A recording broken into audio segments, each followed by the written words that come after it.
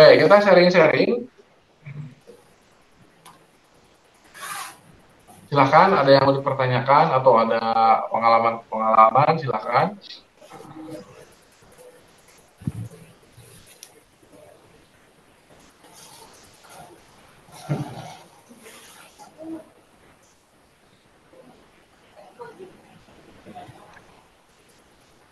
Silahkan, Pak Suparto ada pertanyaan, silahkan.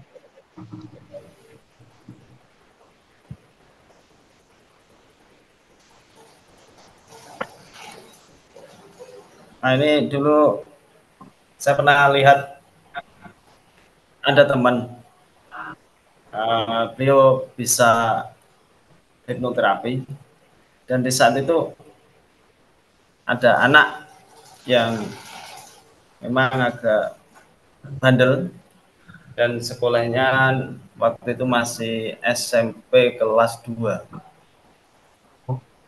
Tapi alhamdulillah dengan hipnoterapi 2 kali, anaknya itu sangat beda. Artinya lebih semangat, lebih fresh, lebih hidupnya itu kayak lebih bergairah. Memang betul. Dan mulai di situ saya semangat untuk mencari informasi di mana sih sekolah hipnoterapi, dan di mana saya, dan alhamdulillah bertemu dengan Pak Imam Permana, dan alhamdulillah dan saya bisa mempelajari, dan insya Allah saya bisa mempraktekkan, saya yakin bisa. Jadi Keren. Berarti ada motivasinya dahulu ya sebelum. Ini terngiang-ngiang ingin belajar ini udah berapa tahun, Pak? mulai 2013. Udah lama juga ya. Dari Lama. 2013 sekarang 2023, berarti 10 tahun ada keinginan ingin belajar, tetapi terkendala jarak, informasi, waktu juga, Ya. terus ketepatan harus kepada siapa gitu kan. Ya. Alhamdulillah. Karena di sisi lain itu tadi, Master, ada seorang teman, dia seorang ustadz, bisa dikatakan pengasuh pondok, dia bilang itu tadi, itu ada kliniknya, makanya sekarang sudah paham, sudah jelas, dan ini perlu kita perjuangkan untuk memahami hipnoterapi. Keren. Nah, ini ada pengalaman Pak Abdul Majid, beliau sepertinya juga expert ya di bidang keagamaan. Ini Pak Abdul Majid ini seorang guru atau gimana profesinya? Guru, Pak. Nah, Guru juga punya lembaga pondok.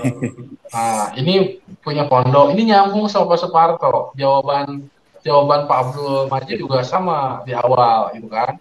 Nah, dan beliau juga mempelajari kan ruqyah, terus punya buku Hipno Ruqyah juga. Silakan coba diceritakan ya awal-awalnya. Ya, pengen saya ceritakan, ya ingin mematahkan, yang pertama yang termotivasi seperti ini, Mister. Ingin mematahkan stigma negatif terkait tentang hipnoterapi atau kata hipnotis itu sendiri. Soalnya saya juga pelajari juga di ilmu agama lah, di ilmu fikih. Banyak orang yang mengatakan bahwa itu ya seperti katanya Pak Suprapto tadi, ada kliniknya. Padahal menurut sepengetahuan saya yang pernah saya utarakan ke Master, pernah ya teman di salah satu LKP terkait tentang hipnoterapi, menurut saya itu tidak ada, menurut saya pribadi tidak ada, memang murni sugesti lah menurut saya. Jadi pengen dan pengen lagi. Kebetulan pernah sempat ditipu juga saya, Pak Suparto, ini cerita, sempat juga cerita ke beliau, Pak Master Iman Permana, pernah ikut pelatihan juga, sudah bayar juga, apa sertifikatnya itu juga abal-abal seperti itu. Jadi pernah juga sempat tertipu juga terkait dari saking pengennya semangat tanpa lihat yang saya ikut, ternyata di hari kelas online-nya itu tidak ada, cuma dikasih modul online seperti itu sama sertifikat online seperti itu, Mas Porto. Kenangan pahit, sedikit kenangan pahit. Barulah di tahun ini ketemu Master Pak Iman Permana dan alhamdulillah sangat sangat responsif, juga cara pemaparannya mudah diterima. Itu yang pertama kali yang saya Ya, sangat di BPTCH itu mudah dipahami pemaparannya beliau, sehingga lebih menambah semangat saya untuk belajar dan belajar lagi, terutama disinergikan dan juga ingin mematahkan mitos-mitos itu yang katanya hipnotis itu banyak kliniknya, ranahnya jin dan jin seperti itu, padahal sangat positif ketika kita pelajari seperti itu.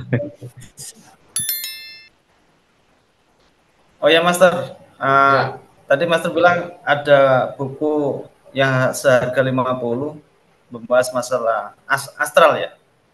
itu bukan buku tapi video ya, e-course, e-course. Jadi kayak di web ITC. Jadi Mas Parto misalkan transfer nanti bisa login materinya langsung nambah aja. Oh, oke, siap siap siap siap siap. Nah, nanti kalau misalkan pas ingin pembangkitannya, nanti kita akan bangkitkan. Jadi gini, saya itu bukan mengajarkan untuk terjerumus ke dunia supranatural gitu ya, tetapi minimal bisa merasakan, oh ini loh prosesnya. Ya, Oh, misalkan, oh Nah, tiba-tiba iya. tiba-tiba tangan-tangannya itu mereka itu kan seperti bisa bergerak seperti ini kayak silat kayak gitu kan. Oh, gini caranya gitu kan. Nah, di situ dijabarkan teknik apa tuh namanya? Saya kemarin ngajar sama orang India berapa ya? 1.200.000. Alhamdulillah saya punya translator gitu kan, orang Bandung, dan dia suaminya almarhum di Inggris. Dia stay di Bandung dan sangat lancar sekali sebagai translator di orang India. Saya beberapa kali ngajar ke orang India terus ya online. Kalau terbang ke India saya belum. Oh, teman-teman udah pada ke sana. Mungkin cuma saya yang agak tertinggal gitu ya. Teman-teman udah punya perusahaan, punya mobil dan segala macam. Karena mereka expert banget di apa tuh namanya di hipnoterapi tersebut ya. Dan teman-teman saya seangkatan atau senior-senior saya banyak sekarang yang kehidupannya itu sangat berubah banget. Gitu. Nah, eh, di dalam materi hipnoastral tersebut itu ada namanya itu pembangkitan. Jadi pembangkitan itu ada yang dari gerak-gerak seperti ini, ada yang tadinya terdiam terus bergerak, kita merasakan bergerak tubuhnya itu seperti itu. Itu ini membangkitkan ini dulu ya, apa tuh namanya rasa dan perasaan di situ. Jadi kalau misalnya Mas Marto mau apa tuh lebih dalam di bidang situ karena memang ini ya seorang terapis ini atau kayak pengajar kayak Pak Abdul Majid ini pasti sangat berdekatan dengan orang-orang yang ya walaupun di pondok kan ada aja orang yang kesurupan ya Pak ya. Nah, Iya. ada aja gitu kan. Kalau Kadang dipikir, masal pernah Bang. ya Masal itu kalau pernah. kalau dipikir kan Pondok nggak sendiri. mungkin gitu kan. Ini nih pondok loh, ini tuh masjid gitu kan, ini tuh Iya. tempat pengajian, kok kenapa ada yang kesurupan? Berarti ada pola pikir yang salah lagi itu, Mas, menurut Iya, saya. ada pola yang salah. Apakah anaknya sugesti? Jadi kan anak juga kan ada yang katanya anaknya indigo, ada anaknya seperti ini. Nah itu dibahas juga di apa tuh di hipnosis juga dibahas. Jadi kan anak itu ada juga yang apa tuh di sama ibunya gitu, ibunya suka film horor gitu kan, atau bapaknya atau kakeknya dari lingkungannya spiritual.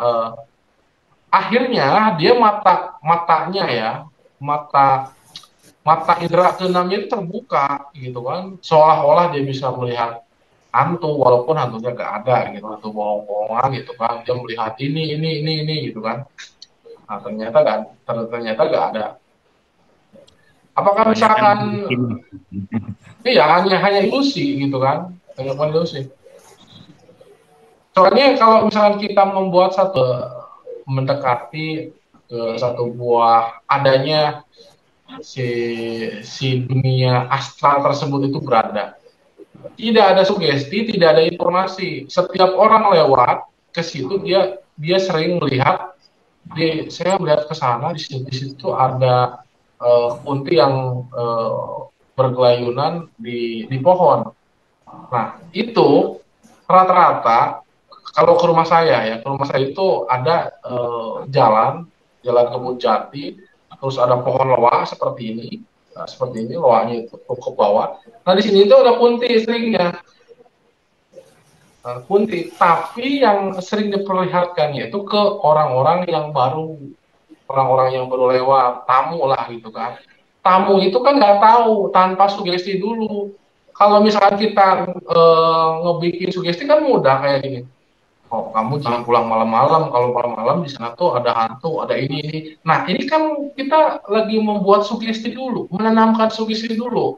Jadi ketika lewat, dia tercipta. Nah, itu namanya bukan real, itu kan? Ini bukan real. Itu kita memasukkan dulu apa tuh informasi sehingga tercipta sama dia. Apalagi dia seorang penakut. Nah, beda dengan apa tuh namanya tamu, orang baru, dia tidak tahu apa-apa, tapi lihat ada, nah, ada sering mogok lah, sering melihat, sampai tukang bakso juga melewat sana, terbang ini ya, baksonya hancur akibat dia lari bawa motor kencang sampai gak mau jualan lagi. Padahal nggak ada yang cerita kepada dia bahwa di situ ada hantu. Gitu. Itu orang Jawa ngerantau. Nah, jadi keberadaannya yang memang ada gitu ya. Cuman bukan diada-ada gitu kan. Itu seperti itu. Ciri-cirinya membedakan sugesti atau bukan. Ya, kenapa saya ini tertarik dengan ilmu astral, Master? Karena selama ini kan saya ini seorang terapis, setahunya orang ini bahwa saya seorang terapis, apalagi yang hubungannya dengan bekam, itu mati, wah ini berarti keislamannya ini paham, ini sudah tahu semuanya. Jadi kadang ditanya, pasien ini ditanya, Mas, apakah saya ini kena gangguan? Apa minimal walaupun saya ini nggak tahu sepenuhnya, minimal ada rasa merasakan. Ya, ada rasa merasakan. Atau minimal kita bisa apa ya?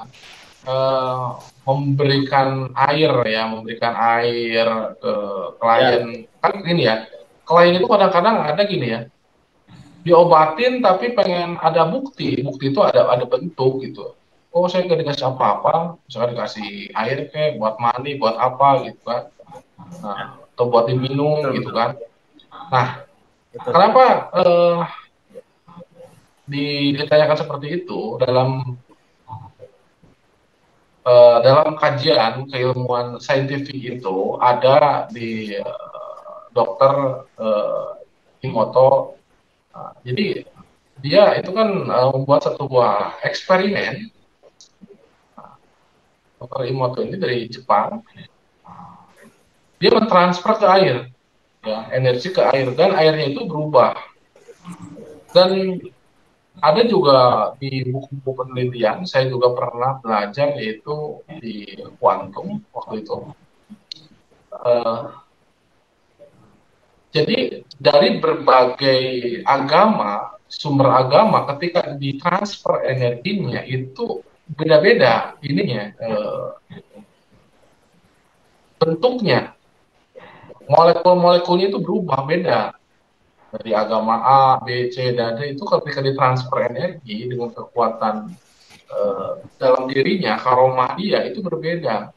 Sehingga si air tersebut ketika diminum ke orang, itu bisa membuat satu buah perubahan ya. bisa menjadi pengobatan. Karena apa? Dalam diri kita kan kebanyakan air, dan daripada darah kan kebanyakan air. Nah, di situ juga bisa bisa membuat satu buah ini ya, satu buah ilustrasinya ada, penelitiannya ada. Namun ada pemahaman sebagian kalau misalkan ini yang dimasukkannya jin, ini yang dimasukkannya apa, itu kembali kepada teman-teman sesuai kepercayaannya. Kalau secara ilmiah, saintifiknya memang ada, gitu ya, penelitiannya ada, apalagi dalam pengobatan di kayak aroma, kayak saya itu sering banget kayak kita isi ke air, terus airnya diminumkan, gitu kan, atau misalkan airnya dimandikan. Nah, walaupun airnya nggak pakai apa-apa, ada juga yang ada dibubuhin harus pakai garam dulu, gitu ya. Itu masing-masing pola masing-masing. Kalau saya sih jarang melakukan seperti itu. Rata-rata saya pakai pure air biasa, gitu ya. Kan kadang ada juga orang yang gini, saya itu banyak ilmunya, banyak. Jadi gini ya, pada saat teman-teman menjadi terapis, ada juga yang kadang-kadang merasa dirinya itu santet. Saya itu diguna-guna, saya itu disantet ini, coba itu gimana, coba ininya ya, cara penyembuhan. Kalau kita nggak membuat satu buah ilustrasi bahwa dia itu aman, ya aman itu, Pak, ketika Bapak misalkan minum air ini, insya Allah dengan pertolongannya Allah, Bapak ini dilindungi, gitu. Ada yang melindungi, yang penting semuanya ya rajin beribadah, gitu kan. Terus kasih motivasi terus semuanya. Terus sebagai pelindungnya, Bapak harus banyak zikir, berdoa. Nah, kalau misalkan ada energi-energi negatif terhadap Bapak, minum air ini, insya Allah supaya bisa membersihkan sama mandikan air ini. Semoga bisa terselamatkan dari mara bahaya. Itu kan membuat itu kan menjadi trust, orang percaya. Ketimbang misalkan kita ngobrol, udah Pak, Bapak sembuh, Bapak tidak akan kena santet lagi. Jadi ada juga orang yang pengobatan cuma diem aja kayak gini, energinya itu udah masuk. Tapi kan orang itu butuh ini ya, butuh kayak butuh sesuatu, kok cuma gitu aja sih, gitu kan? Ya, betul. Ya, itulah.